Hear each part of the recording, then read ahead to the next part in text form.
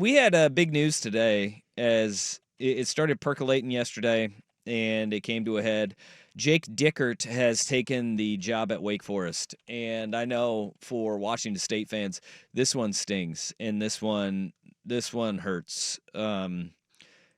Because it's really interesting to think about the way that has kind of progressed, because there is a large swath of Washington State fans that were like, God, Dickert wasn't doing a good enough job anyways. He's not the guy for the gig, blah, blah, blah. The reality of what Jake Dickert was he was stability to the Washington State program. And the way that everything has been playing out over the course of this year, you saw, and look, Washington State fans are like, oh, 2 years in a row, they come out and they have a wicked hot start and then they fizzle out at the end of the season. Well, football is a war of attrition. Can you beat attrition with your roster, and can you keep treading water and continue to win games? It happens. This was a really good year for Washington State. But think of everything that has gone against Washington State's program and their university over the last 18 months, and there is no ands, ifs, or buts about it. Jake Dickert did a really good job. This week, we start the week with the John Mateer news that he has entered the transfer portal. I thought Dickert handled it about as well as a coach that lost his best player could.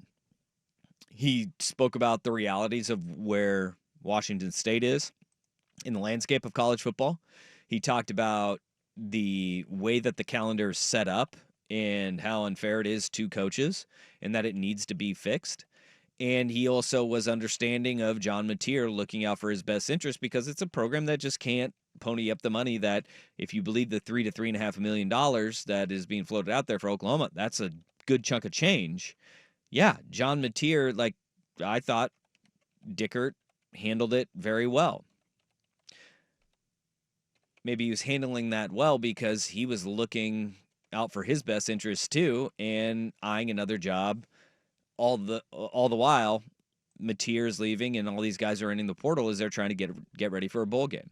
Dave Clawson steps down at Wake Forest. He resigned and is taking a advisory role in the Wake Forest athletic department.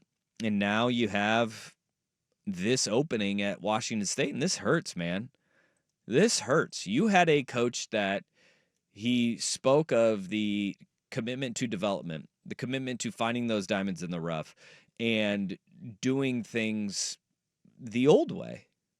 If we're being quite honest, which we talk about the old way only a couple years ago, of you evaluate, you find guys that are underappreciated and under-recruited, you get them on campus and you develop them. Well, now your roster, because you do that, goes and gets pillaged. If you are a head coach of a team like that, one, you're going to be very valuable on the open market. And two, how long can you do that, right? How long can you be okay with that?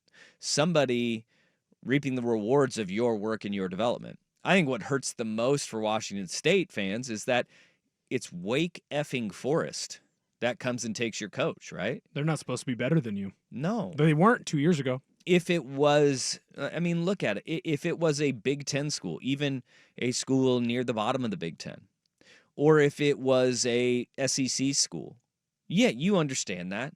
But you're talking about Wake, man.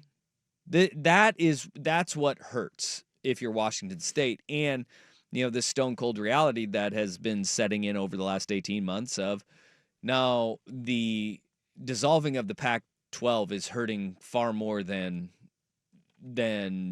you had the hopes that it would. And you knew it was going to get ugly. But the one thing that Washington State had, and this may be worse for them in the long run, is the fact that they had this opportunity where you had stability with Jake Dickert saying, nah, I'm not leaving. I'm going to anchor down and I'm going to be here. And we're going to weather this storm and we're going to come out the other side. You have a good year. And then all of a sudden it's like, yep, he says deuces. Everybody else says deuces. Mm-hmm. They all start jumping off the ship and heading for the first life raft that they can take. Guys like Ben Arbuckle, yeah, you understand that. It's your offensive coordinator taking a better job. That's it. I Mhm. mean, Oklahoma going to pay you a lot better. It's in a power conference, and it's a prestigious job. And it's a step up from a coordinator. For your head coach to leave after saying how he wanted to, be a part of the Palouse and, make sure this thing stays on the rails, that hurts and that sucks. And I feel for Washington State. I feel for Oregon State. But for Washington State, you're almost in a worse position than Oregon State was. Because what Oregon State went through was at the first sign that, hey, this change is a coming, Jonathan Smith goes, boom, out, I'm gone.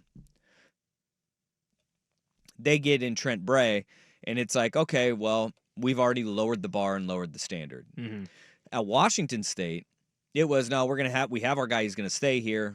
We're going to keep churning right along. Does really well. Your AD leaves. Now your head coach leaves, and now you enter year 2 in this limbo phase. That's a really important year for like the stability and if the Pac-12 survives, what that looks like from an athletic department standpoint. Now you are behind the 8 ball a little bit more because at least at Oregon State, they had that stability of Trent Bray stepped in. They knew from the jump this was going to be the guy that's going to lead us through this tumultuous time. Who's it going to be at Washington State? Because is Washington State, with the way that the Mountain West has gone, is it a better job? Because a lot of those schools in the Mountain West are now joining the Pac-12 or have the hopes of joining the Pac-12. Well, when I look at WSU now, and Oregon State kind of falls into the same category, you have to find your version of Chris Peterson or understand that this is what's going to be the new norm. Grab a young hotshot OC that hasn't had an opportunity yet to be a head coach, or maybe you grab them a year or two too early and then hope that they turn into, the next big name, the next big thing, the next Mountain West Pac. Unfortunately, now it's Pac-12, but, that group of 5 head coach that you got them early, they're there for 3 or 4, and then they leave. It's kind of the same thing with the players. Like you either have to find a special player that wants to stay there forever or understand that, hey, once your guy is good for a year, they're gone. Because this is back-to-back years where you've had a quarterback where they were freaking awesome. Yep.